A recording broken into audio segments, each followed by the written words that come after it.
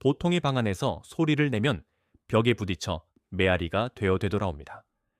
이것은 자연스러운 물리 법칙입니다. 하지만 인간의 마음에도 이와 똑같은 원리가 작동한다는 사실을 아는 사람은 많지 않습니다. 아이는 무언가 결핍을 느끼거나 도움이 필요할 때 본능적으로 신호를 보냅니다. 누군가 그 신호를 받아 되돌려 주기를 간절히 바라면서 말이죠. 그 신호는 꼭 거창한 말일 필요는 없습니다. 때로는 따뜻한 눈길 한 번, 살며시 내미는 손길, 혹은 아이의 존재를 인정해주는 미세한 표정에 변하면 충분합니다. 하지만 아이가 보낸 소리가 아무런 메아리 없이 고요 속으로 사라져 버릴 때 아이는 방이 잘못되었다고 생각하지 않습니다. 아이들의 세계는 그렇게 작동하지 않기 때문입니다. 대신 아이는 이렇게 결론을 내립니다. 내가 낸 소리는 되돌아올 만큼 가치치 있는 것이 아니었구나. 모든 비극은 바로 여기서 시작됩니다. 심리학은 수십 년 동안 트라우마를 개인에게 일어난 끔찍한 사건으로만 다뤄왔습니다. 교통사고나 폭행처럼 누군가에게 가리키며 명확하게 지적할 수 있는 그런 일들 말이죠. 물론 그런 사건들은 분명한 상처를 남깁니다. 하지만 이런 방식의 접근은 이름도 없고 동정조차 받지 못하는 거대한 고통의 영역을 방치해 왔습니다. 외부인의 시선으로 볼 때 그들의 삶은 트라우마와 전혀 상관없어 보이기 때문입니다. 집은 멀쩡히 서 있고 부모님도 그 자리에 계셨으니까요. 아무도 모두가 자신의 존재를 잊었던 생일이나 방 안에서 1시간 동안 울어도 아무도 오지 않았던 그 고독한 순간을 회고록에 쓰지는 않습니다. 중요한 말을 꺼내려 할 때마다 부모의 눈동자가 다른 곳을 향하던 그 찰나의 순간들을 설명하려 하면 사람들은 그들이 너무 예민하거나 연극적이라고 생각할지도 모릅니다. 실제로 일어나지 않은 일들은 상처로 인정받지 못하는 경향이 있기 때문입니다. 하지만 일어나지 않았던 그 모든 부재의 순간들은 아주 조용하고 끈질기게 그들의 몸에 지워지지 않는 낙인을 남깁니다. 단지 눈에 보이지 않는다고 해서 그것이 실제하지 않는다는 뜻은 결코 아닙니다. 심리학자들은 이것을 아동기 정서적 반김이라고 부릅니다. 이 개념이 오랫동안 제대로 연구되지 않았던 이유는 그 작동 방식에 있습니다. 이것은 일어난 사건이 아니라 마땅히 일어났어야 했지만 끝내 일어나지 않았던 일들로 정의됩니다. 결여된 정서적 유대감, 그리고 부재했던 공감의 거울 말이죠. 아이들은 자신의 내면 세계를 이해하는 방식을 언어를 배우듯 습득합니다.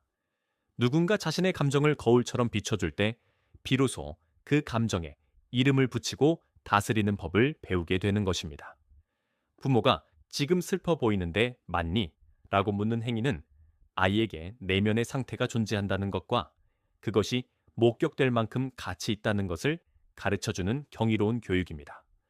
하지만 이런 경험이 아예 없거나 너무 희귀했던 아이들은 자신이 무엇을 느끼는지조차 식별하지 못하는 성인으로 자라납니다. 이를 임상용어로 감정표현 불능증이라고 부르는데 정서적 반김을 겪은 이들에게서 압도적으로 높게 나타납니다. 이것은 성격적 결함이 아니라 부재가 남긴 텅 빈 구멍인 셈입니다. 아무런 메아리도 돌아오지 않는 방에서 평생을 보낸 사람에게 그냥 크게 말해보라고 조언하는 것이 얼마나 가혹한 일인지 상상해 보세요. 이런 환경이 만들어낸 성인의 프로필은 임상 상담가들에게는 매우 익숙하지만 정작 그 삶을 살아가는 이들에게는 끝없는 혼란의 연속일 뿐입니다. 그들은 흔히 사회적으로 아주 유능하고 성실하며 주변 사람들로부터 아무런 문제가 없다는 평가를 받는 고기능자들인 경우가 많습니다. 누구에게도 기댈 수 없었기에 아주 어린 나이에 괜찮은 척하기라는 생존 기술을 마스터한 결과입니다. 정서적 반김을 처음 정의한 심리학자 조니스 웹은 이런 환자들이 명확한 고통을 호소하며 찾아오지 않는다고 설명합니다. 대신 그들은 막연하고 끈질긴 위질감, 즉 다른 사람들은 모두 느끼고 있는 어떤 감정의 주파수에 나만 도달하지 못하는 것 같은 기분을 이야기합니다. 전형적인 우울증이나 불안증과는 결이 다른 삶을 마치 두꺼운 유리벽 뒤에서 관찰하고 있는 듯한 무미건조함입니다. 가장 고통스러운 지점은 관계의 영역에서 드러납니다.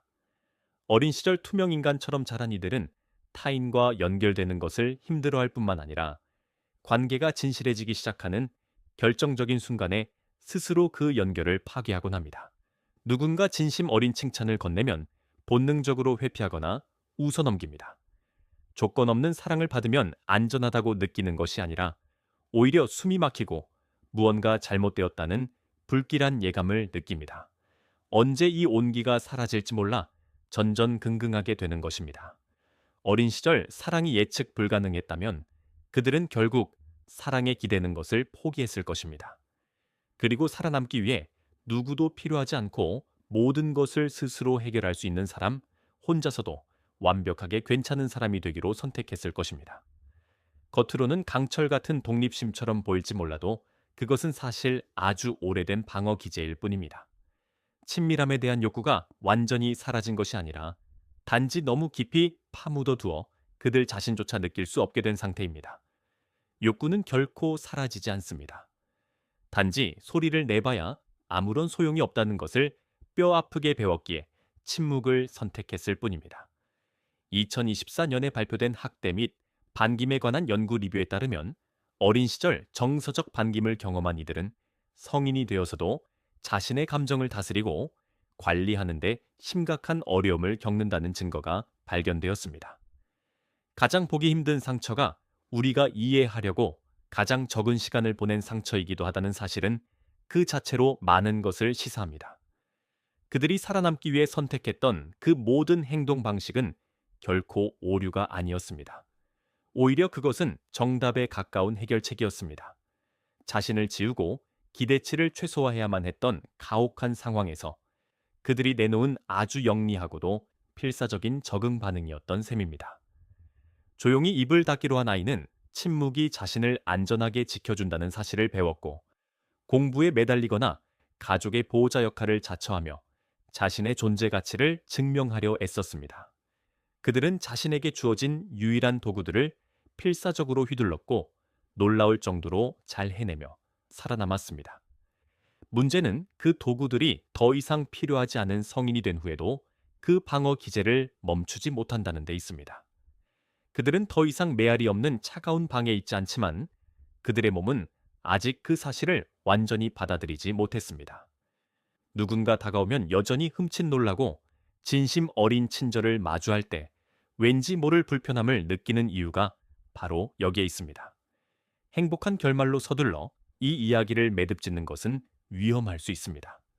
이 깊은 상처로부터 회복되는 과정은 무척이나 더디고 고통스러우며 무엇보다 아주 기묘한 대상에 대한 애도 과정을 반드시 통과해야 하기 때문입니다. 그것은 바로 마땅히 거기 있었어야 했지만 끝내 존재하지 않았던 것들에 대한 슬픔입니다. 한 번도 실제로 일어난 적 없는 부재의 사건을 어떻게 애도할 수 있을까요? 특정한 기억조차 달라붙어 있지 않은 그 막연한 공허함을 어떻게 치유할 수 있을까요? 그것은 아주 끈질긴 인내와 전문가의 세심한 조력이 필요한 긴 여정입니다. 하지만 그 시작은 거창한 상담실이 아니라 아주 사소한 인식의 변화에서부터 싹을 틔웁니다. 그들 스스로가 자신의 경험이 진지하게 다뤄질 가치가 있다고 믿기 시작하는 바로 그 순간부터 말이죠. 누군가 간절히 필요할 때 아무도 나타나 주지 않았다고 해서 그들이 누군가 나타나 줄 만큼 가치 없는 존재였다는 뜻은 결코 아닙니다.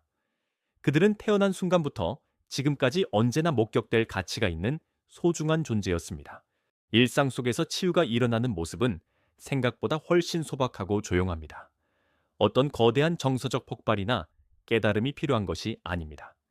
그저 지금 내 안에서 화가 치밀어 오르거나 슬픔이 차오른다는 사실을 있는 그대로 알아차리는 것부터 시작하면 됩니다. 즉시 그 감정을 억누르거나 스스로를 별것 아닌 일에 예민하다고 다그치는 대신 아주 잠깐만 그 불편한 감정과 함께 머물러 보는 것입니다. 그 감정이 내 안에서 잠시 숨 쉴 수 있도록 자리를 내어주는 연습입니다. 누군가의 따뜻한 칭찬을 무의식적으로 밀어내거나 차갑게 반응하는 자신을 발견했을 때 잠시 멈춰서 왜 그런 방어 기제가 작동했는지 스스로에게 다정하게 물어보는 작은 찰나들입니다. 자신의 내면 세계에 주의를 기울이는 이 짧은 순간들이 처음에는 무의미하게 들릴지도 모릅니다. 하지만 정서적 반김을 겪은 이들에게는 그 누구도 자신의 내면 세계가 관심을 가질 가치가 있다는 사실을 가르쳐 주지 않았다는 점을 우리는 잊지 말아야 합니다. 이런 뿌리 깊은 결핍과 공허함은 하룻밤 사이에 기적처럼 바뀌지 않습니다. 하지만 그들이 스스로의 마음을 정직하게 들여다보고 그 소리에 귀를 기울이기 시작할 때마다 굳어있던 마음의 근육이 조금씩 움직이기 시작할 것입니다. 들리지 않던 내면의 비명을 듣는 법을 배우는 것, 그것이 바로 이 긴 여정의 핵심입니다. 그들이 내뱉는 소리 없는 신호들은 이제 더 이상 공허한 고요 속으로 허무하게 사라지지 않아도 됩니다. 오늘 이 이야기가 정서적 반김의 그늘 아래서 홀로 숨죽여 견뎌온 많은 이들에게 작지만 단단한 위로가 되었기를 바랍니다. 이 보이지 않는 상처에 이름을 붙여주는 것만으로도 때로는 새로운 삶을 향한 치유의 첫걸음이 될 수 있습니다. 혹시 주변에 이런 모습을 가진 이들이 있거나 혹은 이 이야기가 마치 자신의 일처럼 느껴진다면 이제는 그 마음의 무게를 충분히 인정해 주셨으면 합니다. 그들이 세상에 보냈던 모든 신호는 언제나 되돌아올 가치가 있었습니다. 단지 그 소리를 온전히 받아내줄 준비가 된 방이 필요했을 뿐입니다. 이제는 그 메아리를 타인이 아닌 자기 스스로에게 들려줄 수 있는 평온한 시간이 찾아오길 진심으로 바랍니다. 시청해 주셔서 감사합니다. 이 영상이 여러분의 마음속에 숨겨진 투명한 상처를 이해하는 데 조금이라도 도움이 되었다면 구독과 좋아요로 함께해 주세요. 여러분이 어린 시절 겪었던 이름 없는 고통이나 혹은 치유의 과정에서 느꼈던 소중한 경험담이 있다면 댓글로 자유롭게 나누어 주시기 바랍니다. 여러분의 한마디는 비슷한 아픔을 가진 누구나에게 세상 그 무엇보다 강력한 메아리가 되어 돌아올 것입니다. 지금 바로 여러분의 이야기를 들려주세요.